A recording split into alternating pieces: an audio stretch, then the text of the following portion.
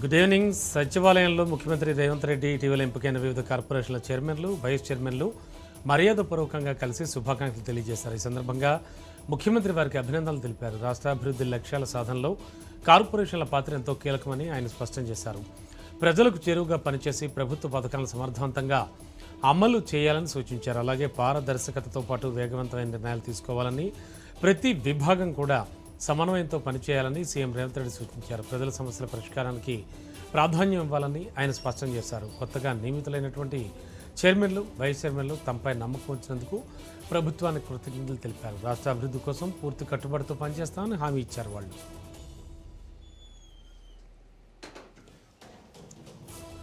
గత ప్రభుత్వ విధ్వంస పాలన వల్ల అభివృద్ధి పనులు తీవ్రంగా దెబ్బతిన్నాయని మంత్రి నిమ్మల రామానాయుడు ఆరోపించారు.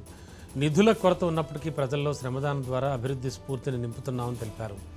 ప్రతి వ్యక్తి చివరి మజిలీ గౌరవప్రదంగా ఉండాలని లక్ష్యంగా పెట్టుకుని పాలకులలో శ్మశాన వాటికను అందమైన కైలాసవనంగా తీర్చిదిద్దినట్లు చెప్పారు. నియోజకవర్గంలోని అన్ని శ్మశాన వాటికలను కూడా మోడల్ శ్మశాన వాటికలుగా అభివృద్ధి చేయాలని కూటమి ప్రభుత్వం లక్ష్యంగా పెట్టుకుందని తెలిపారు.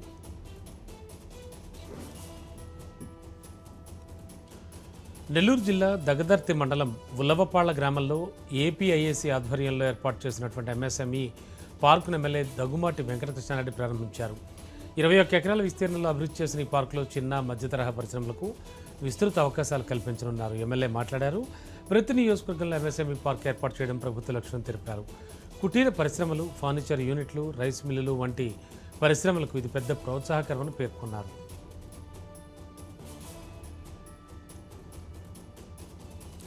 గుంటూరులో వైసీపీపై తీవ్ర విమర్శలు గుప్పించారు పొన్నూరు ఎమ్మెల్యే ధూళిపాళ్ల నరేంద్ర. జిల్లా టీడీపీ కార్యాలయంలో మాట్లాడిన ఆయన మామిళ్లపల్లి అంశాన్ని వైసీపీ నేతలు కుల రాజకీయాల వైపు మళ్లిస్తున్నారని ఆరోపించారు. 5 ఏళ్ల వైసీపీ పాలనలో బడుగు బలహీన వర్గాలపై దాడులు మాత్రమే జరిగాయని, టీడీపీ మాత్రం ఎప్పుడూ సిద్ధాంతపరమైన పోరాటాలే చేస్తుందని చెప్పారు. ప్రజలు అందుకే వైసీపీని కేవలం 11 సీట్లకే పరిమితం చేశారని వ్యాఖ్యానించారు. అధికారంలోకి రాలేక వైసీపీ నేతలు మళ్లీ కుల రాజకీయాలతో ప్రజలు రెచ్చగొట్టాలని చూస్తున్నారని విమర్శించారు.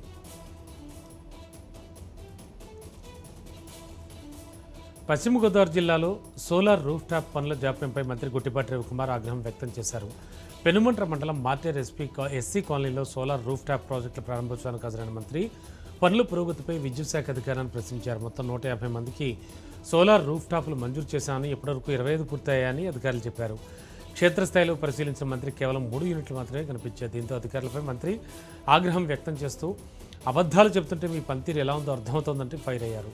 ప్రభుత్వ పథకాల అమలు తీరులో నిర్లక్ష్యం సహించబోమని, పనుల్లో జాప్యం చేస్తే కఠిన చర్యలు తప్పని అధికారులను హెచ్చరించారు. రాజన్న సిరిసిల్ల జిల్లా వేములవాడ శ్రీ భీమేశ్వర స్వామివారి ఆలయంలో సందడి నెలకొంది. బీఆర్ఎస్ వర్కింగ్ ప్రెసిడెంట్ కేటీఆర్ తనయుడు హిమాంశు స్వామివారిని దర్శించుకోగా ఆలయ పరిసరాల్లో అభిమానులు, భక్తులు భారీగా తరలివచ్చారు. వేములవాడ చేరుకున్న హిమాంశుకు భీమేశ్వర సదన్ మైత్రి నిలయం వద్ద బీఆర్ఎస్ నాయకులు ఘన స్వాగతం పలికారు. అనంతరం శ్రీ భీమేశ్వర స్వామిని దర్శించుకున్న హిమాంశు ప్రత్యేక పూజల్లో పాల్గొన్నారు. దర్శనం అనంతరం ఆలయ ఈవో రమాదేవి హిమాంశుకు తీర్థ ప్రసాదాలు అందజేశారు. హిమాంశును చూసేందుకు అభిమానులు, భక్తులు ఆసక్తి కనబరిచారు. ఆలయ ప్రాంగణంలో యువత అభిమానులు హిమాంశుతో సెల్ఫీలు దిగుతూ సందడి చేశారు.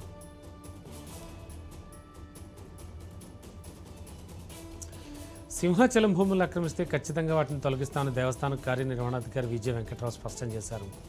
కోర్టు కేసులు లేదా కొన్ని కారణాంతాల వల్ల జాప్యం జరగవచ్చేమో కానీ దేవస్థానం భూములను ఆక్రమిస్తే తొలగించడం ఖాయమన్నారు. ఈ నెల 29వ తేదీన స్వాతి నక్షత్ర సందర్భంగా సింహాచలం శ్రీ వరాహలక్ష్మీ నరసింహస్వామివారి సన్నిధిలో హోమం నిర్వహిస్తున్నట్లు ఇవో తెలిపారు. విశాఖపట్నం సింహాచలంలో దేవస్థానం కార్యనిర్వహణాధికారి విజయ వెంకట్రావు ఆలయ ప్రధాన అర్చకులతో కలిసి స్వాతి నక్షత్ర హోమం వివరాలు తెలిపారు. హోమంలో పాల్గొనే భక్తులకు వేసవ దృష్ట్యా ఎలాంటి ఇబ్బందులు లేకుండా తగు జాగ్రత్తలు తీసుకుంటున్నామన్నారు.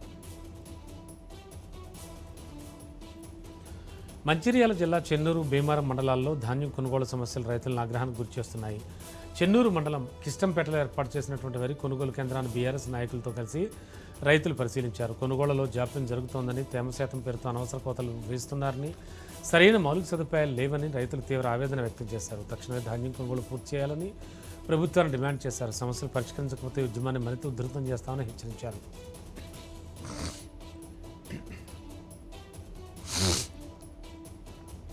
జయశంకర్ భూపాలపల్లి జిల్లా కాటారం మండల కేంద్రంలో రైతుల ఆందోళన ఉద్రిక్తంగా మారింది. వ్యవసాయ మార్కెట్ ఎదురుగా ఉన్న మంథని, కాటారం ప్రధాన రహదారిపై రైతులు వడ్ల బస్తాలతో బైఠాయించి నిరసన చేపట్టారు. కొనుగోలు కేంద్రాల్లో 20 రోజులుగా ధాన్యం కొనుగోలు చేయడం లేదని రైతులు ఆవేదన వ్యక్తం చేస్తున్నారు. పండించిన పంటను రాత్రింబావులు కాపాడుకోవాల్సి వస్తోందని తీవ్ర ఇబ్బందులు పడుతున్నామని తెలిపారు. అధికారుల నిర్లక్ష్యానికి నిరసనగా కొంతమంది రైతులు రోడ్డుపై పడ్డ బస్తాలకు నిప్పంటించి ఆగ్రహం వ్యక్తం చేశారు. దీంతో మంథని కాటన్ నగర్పై ట్రాఫిక్ తీవ్ర అంతరం ఏర్పడింది. తక్షణమే ధాన్యం కొనుగోలు చేస్తామని ఆదుకోవాలని డిమాండ్ చేస్తున్నారు. హైదరాబాద్లో న్యాయవాది ఖాజా మొయిజుద్దీన్ హత్య కేసు తీవ్ర చర్చనీయాంశంగా మారింది. మాసాబ్ ట్యాంక్ ప్రాంతంలో జరిగిన ఈ ఘటనలో ప్రధాన సూత్రధారులను కఠినంగా శిక్షించాలని డిమాండ్ చేస్తూ ముద్దురు కుమారుడు ఫరహాన్తో కలిసి నాంపల్లి మజ్లిస్ ఎమ్మెల్యే మాజిద్ హుసేన్ బషీర్బాగ్లోని సిపి కార్యాలయానికి వెళ్లారు. ఈ సందర్భంగా వారు నగర పోలీస్ కమిషనర్ను కలిసి కేసు దర్యాప్తు వేగవంతం చేయాలని, న్యాయం తక్షణమే జరిగేలా చర్యలు తీసుకోవాలని విజ్ఞప్తి చేశారు. కేసులో నిజమైన నిందితులను బయటకు తీసుకొచ్చి కఠిన శిక్షలు విధించాలని వారు కోరారు. పెద్దపల్లి జిల్లా రామగుండంలోని దుర్గా వైన్లో గుర్తు తెలియని వ్యక్తి వీరంగం సృష్టించాడు. వైన్ షాప్ పర్మిట్ హాల్లోని ఫర్నిచర్ అంతా ఒక దగ్గరికి చేర్చి దానిపై చెత్తచెదనం వేసి కాల్చివేశాడు. మంటలు అంటుకోవడంతో పరారయ్యాడు. సమాచారం తెలుసుకున్న ఫైర్ సిబ్బంది ఘటనాస్థలికి చేరుకొని మంటలను అదుపులోకి తీసుకొచ్చారు. ఎన్టీపీసీ పోలీసులు కేసు నమోదు చేసి దర్యాప్తు చేపట్టారు.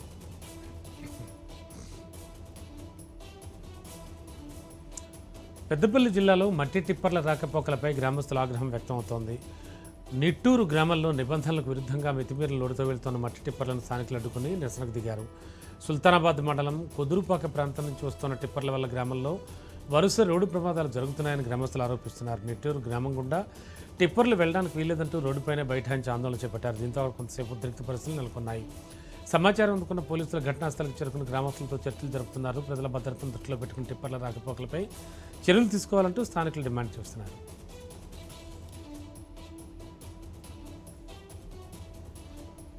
ఏలూరు జిల్లా కుక్కునూరు పోలీస్ స్టేషన్ పరిధిలో ఓ కానిస్టేబుల్పై తీవ్ర ఆరోపణలు వెలుగులోకి వచ్చాయి. మండలంలోని పెద్దరాయిగూడెం గ్రామానికి చెందిన ఓ వివాహిత తనను కుక్కునూరు పోలీస్ స్టేషన్లో పనిచేస్తున్న కానిస్టేబుల్ వడిత్య వెంకటేశ్వర్లు అలియాస్ వెంకట్ బెదిరించి లైంగికంగా వేధించాడని ఆరోపిస్తూ పోలీసులు ఫిర్యాదు చేసింది. 2023లో కుటుంబ అమ్మకాలపై సమాచారం ఇవ్వాలని నమ్మించి తనతో పరిచయం పెంచుకున్నాడని, ఆ తర్వాత బలవంతంగా లోపరుచుకుని 3 ఏళ్లుగా బ్లాక్మెయిల్ చేస్తూ వేధిస్తున్నాడని బాధితురాలు ఆరోపిస్తోంది. తన భర్త పిల్లలను వదిలి తనతో ఉండాలని ఒత్తిడి చేసినట్లు కూడా తెలిపింది.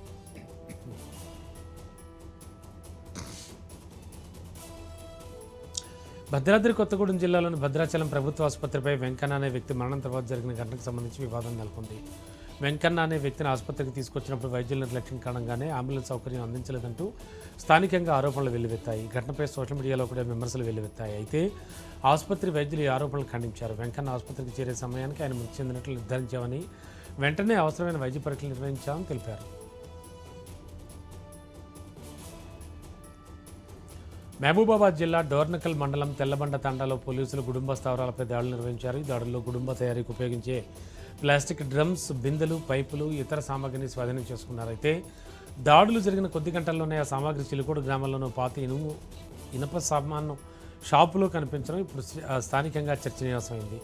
సాధారణంగా గుడుంబ తయారీలో ఉపయోగించే సామాగ్రిని పోలీసులు స్వాధీనం చేసుకున్న తర్వాత సంబంధిత అధికారుల సమక్షంలో ధ్వంసం చేయాలి. ఇందుకు సంబంధించిన పంచనామా రికార్డులు నిర్వహించడం కూడా నిబంధనల్లో భాగం. కానీ ఘటనలో స్వాధీనం చేసుకున్న డ్రమ్ములు, బిందులు నేరుగా పాతినిము దుకాణానికి చేరుకోవడంతో పోలీసుల వ్యవహారశైలిపై అనుమానాలు వ్యక్తమవుతున్నాయి. స్వాధీనం చేసుకున్న సామాగ్రి పోలీస్ స్టేషన్కి కాకుండా పాతినిము షాప్కి ఎలా వెళ్ళింది, వాటిని ధ్వంసం చేయకుండా విక్రయించడానికి కారణాలు ఏంటంటూ స్థానికులు ప్రశ్నిస్తున్నారు.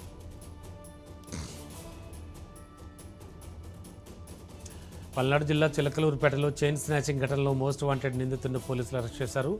ఏపీ, కర్ణాటక రాష్ట్రాల్లో 70కి పైగా కేసులు ఉన్న దొంగల ముఠా గుట్టును పోలీసులు రట్టు చేశారు.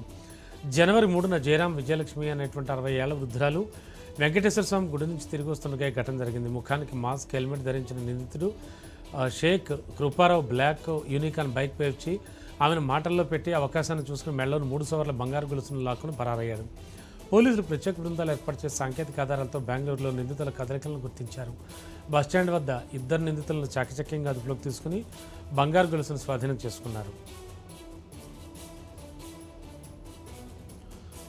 సూర్యాపేట జిల్లాలో ఈ నెల 23 జరిగిన చింతలపాటి మధు హత్య కేసులో కీలక పురోగతి సాధించారు పోలీసులు. 5 నిందితులను అరెస్ట్ చేయగా మరో వ్యక్తి పరారీలో ఉన్నట్లుగా ఎస్పీ నరసింహ తెలిపారు. నిందితుల వద్ద నుంచి ఒక కారు, ఓ బైకు, ఓ కత్తి, అలాగే 5 సెల్ ఫోన్లు స్వాధీనం చేసుకున్నట్లు పోలీసులు వెల్లడించారు. ఈ హత్యకు 2007లో సూర్యాపేట మండలం ఎర్కారం సర్పంచ్ మిద్దె రవీందర్ ప్రతీకారంగానే ఈ ఘటన జరిగిందని ఎస్పీ పేర్కొన్నారు.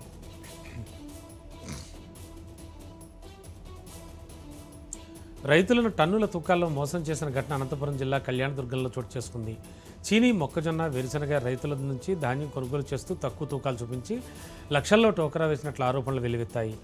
అక్కమ్మ టెంపుల్ సమీపంలోని శ్రీ లక్ష్మీ వెంకటేశ్వర వే బ్రిడ్జ్లో అక్రమాలు జరుగుతున్నాయని రైతులు పట్నం పోలీస్ స్టేషన్లో ఆందోళన చేపట్టారు. ఇక్కడ తూకం వేసిన తర్వాత అనంతపురంలో మళ్లీ తూకం వేయగా 3 నుంచి 4 టన్నుల వరకు తేడా వస్తుందని రైతులు ఆరోపిస్తున్నారు. ఒక్కో టన్ను విలువ దాదాపు 60,000 రూపాయల వరకు కావడంతో భారీ నష్టం జరిగిందని వాపోతున్నారు. రైతులు ప్రశ్నించగా కాంటా రిపేర్లో ఉంది అంటూ నిర్వాహకుడు తప్పించుకునే ప్రయత్నం చేశాడని సమాచారం. రైతుల ఆగ్రహం పెరగడంతో రాత్రికి రాత్రి వే బ్రిడ్జ్ తొలగించి షాప్ మూసివేశారు. ఘటనపై కేసు నమోదు చేసి పోలీసులు దర్యాప్తు చేస్తున్నారు.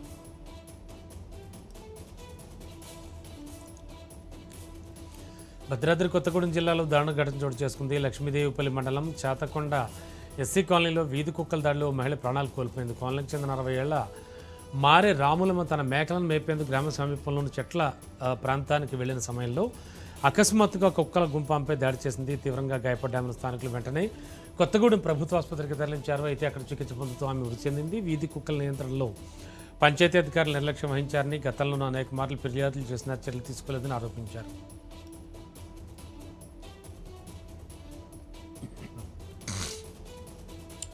మద్యం ధరల పెంపుపై రాజన్న సిరిసిల్ల జిల్లా కలెక్టర్కు మద్యం ప్రియుల పేరిట వినతిపత్రం రాసినట్లు లేఖ సిరిసిల్ల సోషల్ మీడియాలో చక్కర్లు కొడుతోంది. ఈ లేఖలో తెలంగాణ రాష్ట్రంలో ఇప్పటికే ఇతర రాష్ట్రాల కంటే ఎక్కువ ధరలు చలామణి అవుతున్నట్లు లేఖలో తెలిపారు. మళ్ళీ రాష్ట్ర ప్రభుత్వం మద్యం పేరు నుంచి 30% రేట్లు పెంచే యోచనలో ఉన్నట్లు తెలిసిందని వినతిపత్రంలో పేర్కొన్నారు.